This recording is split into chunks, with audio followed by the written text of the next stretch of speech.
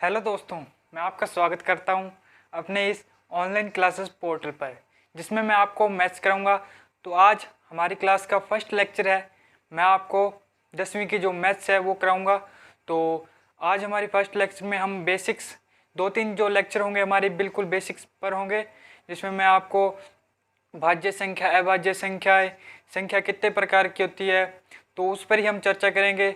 अगर आप हमारे चैनल पर नए हो तो हमारे चैनल को सब्सक्राइब कर लीजिए, क्योंकि डेली ही हम ऐसी वीडियो लाते रहेंगे और आपके मैथ्स को एकदम बढ़िया बना देंगे। तो चलते हैं व्हाइट बोर्ड की ओर, देखते हैं हम आज की हमारी क्लास में क्या कुछ रहेगा। तो देखते हैं अंक, क्योंकि जो मैथ्स में जो यूज होते हैं वो अंक होते हैं। अंक क्या होते हैं? एक प्रकार का संकेत होता है। संकेत देख लीजिए यहाँ पर, गणित में संख्याओं को लिखने के लिए हमें संकेतों के एक विशेष समूह की आवश्यकता होती है। ये 10 संकेत निम्न हैं, जो कि मैथ्स में 10 संकेत का उपयोग होता है। जैसे हम नंबर लिखते हैं 0, 1, 2, 3, 4, ये मैथ में ये एक मैथ की भाषा है। जैसे हम मैथ की इसे भाषा बोल सकते हैं और संकेत है इनको लिखने का कि कोई संख्या कितनी है। तो उसी प्रकार हम कोई भी जैसे शब्द लिखते हैं तो उसी प्रकार हमें अल्फ़ाबेट्स ABCD की जरूरत पड़ती है, या कि क्या ख गया जैसे हमने लिखते हैं, वैसे ही मैथ में अंकों की जरूरत होती है, जिन्हें हम डिजिट या अंक बोलते हैं। ये एक प्रकार के संकेत होते हैं। ठीक, तो ये 10 हैं संकेत, 0, 1, 2, 3, 4, 5, 6, 7, 8 और 9। ठीक, उसके बाद जैसे आपको अंक पता चल गया भी अंक क्या है, उसके बाद आता है शुद्ध मान। शुद्ध मान क्या होता है? Face value. अब कोई संख्या है, किसी दी गई संख्या में किसी अंक का शुद्ध मान उस अंक का अपना ही मान होता है। जैसे मैं बोलूं 1 का शुद्ध मान 1, 2 का शुद्ध मान 2, 3 का शुद्ध मान 3। वैसे ही मैंने कोई जैसे संख्या ली है यहाँ पर 5, 4, 3, 9, 3। ठीक, उसमें 9 का शुद्ध मान क्या है? तो 9 का शुद्ध मान 9 ही होगा और 6 का शुद्ध मान 6 होगा। ठीक, उसके बाद मैंने लिए ये स्थानीय मान। स्थानीय मान आपने पढ़ा होगा। स्थानीय मान क्या होता है?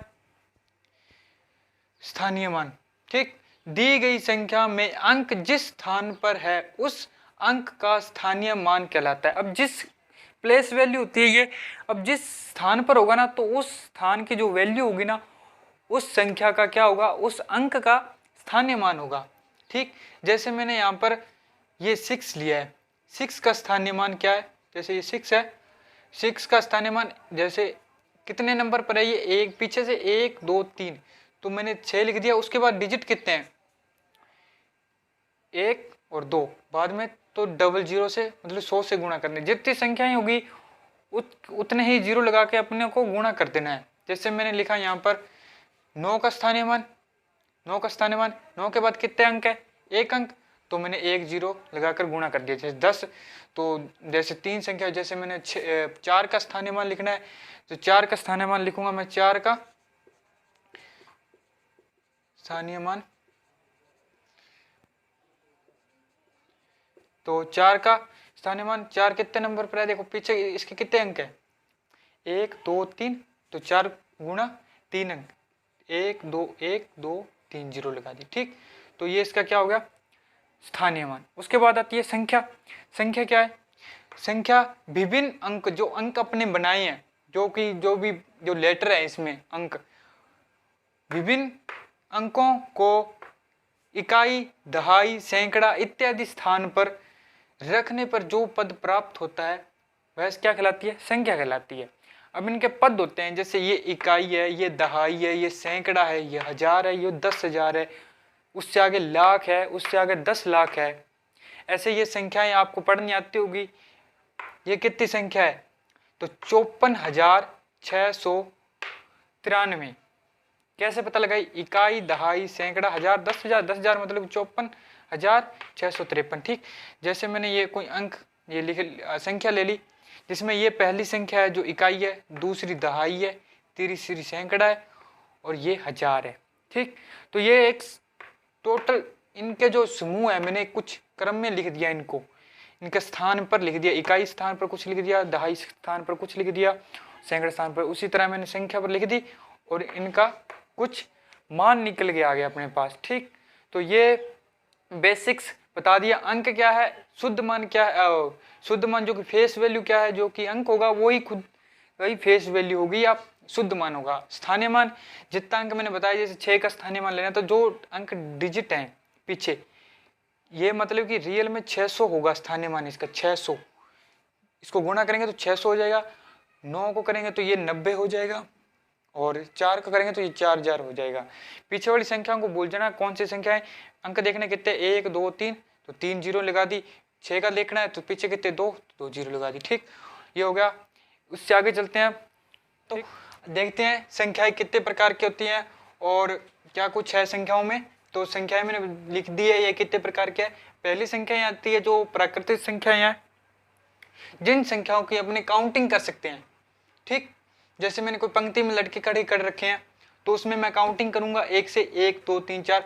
ठीक, उस वहां से मैं 0 से थोड़ी स्टार्ट करूंगा, 0 1 2 3 4। ठीक, तो जिस संख्याओं को अपने काउंटिंग करते हैं वह संख्याएं प्राकृतिक संख्याएं कहलाती हैं, मतलब नेचुरल नंबर्स।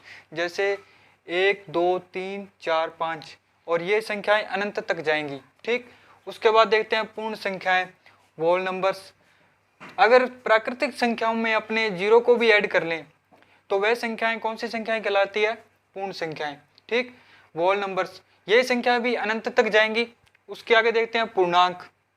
पूर्णांक नेगेटिव और पॉजिटिव, ऋणात्मक और धनात्मक दोनों संख्याओं का जो समुच्चय है वो क्या कहलाता है, अपना पूर्णांक, मतलब कि इंटीजर नंबर्स। इंटीजर नंबर्स, आपने जो स्केल देखा होगा, नंबर स्केल होता है, संख्या रेखिक बोलते हैं उसको हिंदी में।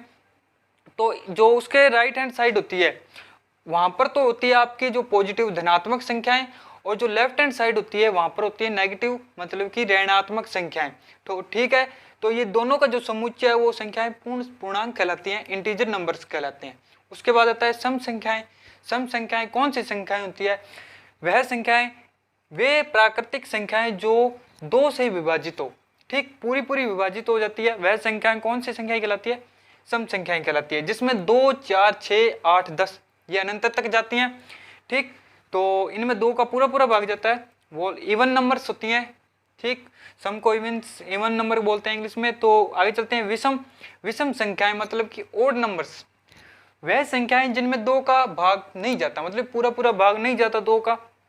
ठीक, जाएगा तो कुछ पॉइंट ऑफ नंबर आएंगे, दशमलव के बाद संख्याएं आती है। तो जैसे मैंने 3 में भाग दिया, यहाँ पर दे देता हूँ, जैसे 3 में ये मार्क करने चल रहा, जैसे यहाँ पर लिख देता हूँ, जैसे मैंने 3 में 2 का भाग दिया, तो 3 यहाँ पर ये विषम संख्या में देख, विषम संख्याओं में 3 का मैंने 3 में 2 का भाग दिया, तो ये कट तो जाएगा, हो तो जाएगा, लेकिन 1.5 ये दशमलव में संख्या आएगी। तो ये संख्याएं विषम संख्याएं कहलाती है, जिसमें पूरा भाग जाता हो। जैसे मैंने 2 में 4 में भाग दिया 2 का, तो ये पूरा कट गया, 2 आ गया, कोई दशमलव के बाद कोई संख्या नहीं आई है। तो ये संख्या होती है सम, और 2 का भाग देने पर पॉइंटों में अगर संख्या आ जाए तो वो होती है विषम संख्याएं। ठीक, ये ध्यान रखना। उसके बाद मैंने लिया भाज्य संख्याएं, कॉम्पोजाइट्स नंबर, वे संख्याएं जो एक या अपने को छोड़कर दूसरी संख्या से विभाजित हो जाए, वह संख्याएं भाज्य संख्याएं कहलाती है। भाज्य संख्याओं को समझाऊंगा मैं, जैसे 4 है, 6 है, 8 है, 9 है। देखो इसमें 1 का भाग जाता है, ठीक है, स्वयं का भाग जाता है, ठीक है, और दूसरी संख्या भी भाग जाता है, किसी कौन सी संख्या का जाता है, 2 का भी भाग जाता है इसमें। ठीक, जैसे मैं 3 ले लूं, 3 एक अभाज्य संख्या है, क्योंकि इसमें 1 का जाता है, स्वयं का जाता है, और किसी संख्या का नहीं जाता, तो ये अभाज्य संख्याएं हैं। वह संख्याएं जिनमें स्वयं और अपने का तो जाता ही जाता है भाग, और इसके अलावा और किसी संख्या भी का भाग भी जाता हो, तो वह संख्याएं भाज्य संख्याएं कहलाती है। ठीक, मैंने कुछ लिख दिए संख्याएं, जैसे 4 6 8 9 10 12, ये सभी भाज्य संख्याओं में आती है। तो देखते हैं आगे, अभाज्य संख्याएं, प्रमेय संख्याएं, अप्रमेय संख्याएं और काल्पनिक संख्याएं। तो आज की वीडियो में हम नंबर्स के ऊपर ही रहेगी, तो वीडियो को एंड तक जरूर देखना।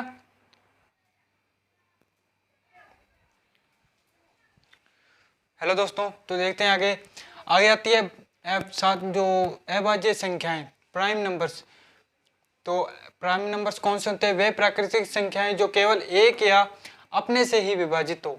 ठीक, जैसे 2 है, 2 में 1 का भाग जाता है और 2 का ही जाता है। ठीक, और किसी संख्या का भाग नहीं जाता 2 में। जैसे 3 है, 3 में 1 का भाग जाता है और 3 का खुद का भाग जाता है और किसी संख्या का भाग नहीं जाता। 5 में ऐसा है, 1 का जाता है और खुद का जाता है और किसी संख्या का नहीं जाता। तो वह संख्याएं जिनमें 1 और स्वयं का भाग जाए वह संख्याएं अभाज्य संख्याएं कहलाती है। ठीक, इसमें एक आपने चीज नोट की होगी क्या, जैसे ये जो अभाज्य संख्याओं में 2 एक ऐसी इकलौती संख्या है जो सम संख्या है। ये देख लीजिए, 2 ऐसी एक संख्या है जो सम संख्या है, बाकी जो संख्याएं है वो विषम है। ठीक, तो आपको ये याद रखना है, अभाज्य संख्याओं में एक इकलौती 2 ही ऐसी संख्या है जो सम संख्या है, जो कि अभाज्य संख्या है। ठीक, कोई बोल देते हैं 2 भाज्य संख्या है, नहीं, ये है अभाज्य संख्या है 2। और ये 100 तक कितनी संख्याएं होती हैं, ये 100 तक 25 संख्याएं होती है। मैंने लिख दिया 2 से, और लास्ट जो 100 से जो होती है वो 97, 97 जो होती है वो लास्ट संख्या है 100 में से। तो ये 25 संख्याएं होती है 100 तक, इससे आगे भी होती है 100 के बाद। मैंने 100 तक बताइए आपको 25 संख्याएं होती है। ठीक, उसके बाद आती है परिमेय संख्याएं। परिमेय संख्याएं रेशनल नंबर, वे पूर्णांक का दूसरे पूर्णांक शून्य को छोड़कर में भाग देने पर जो लघुत्तम प्राप्त होता है वह परिमेय संख्याएं कहलाती है। कोई भी संख्या यहाँ पर ऊपर ले लीजिए आप, कोई भी नेगेटिव, धनात्मक, ऋणात्मक कोई भी संख्या ले लीजिए, 2/3 ऐसे कोई भी संख्या ले लीजिए, वह सभी पूर्णांक होते हैं। बेशर्त, शर्त क्या है, यहाँ पर 0 नहीं होनी चाहिए। ठीक, यहाँ पर कोई संख्या होनी चाहिए, बस शर्त ये है कि यहाँ पर 0 नहीं होनी चाहिए। अगर 0 आ गई तो ये अनंत हो जाएगी और ये परिमेय संख्या नहीं रहेगी। ठीक, ये अपरिमेय संख्याएं हो जाएगी। ठीक, तो 0 नहीं आनी चाहिए। इसकी शर्त ये है, इसमें लिखा हुआ है कि p/6, जो p है वो 0 नहीं होना चाहिए। p के 0 के अलावा 1 2 3 4 नेगेटिव हो, ऋणात्मक हो, धनात्मक हो, कोई भी संख्या हो वह सभी परिमेय संख्याएं होगी।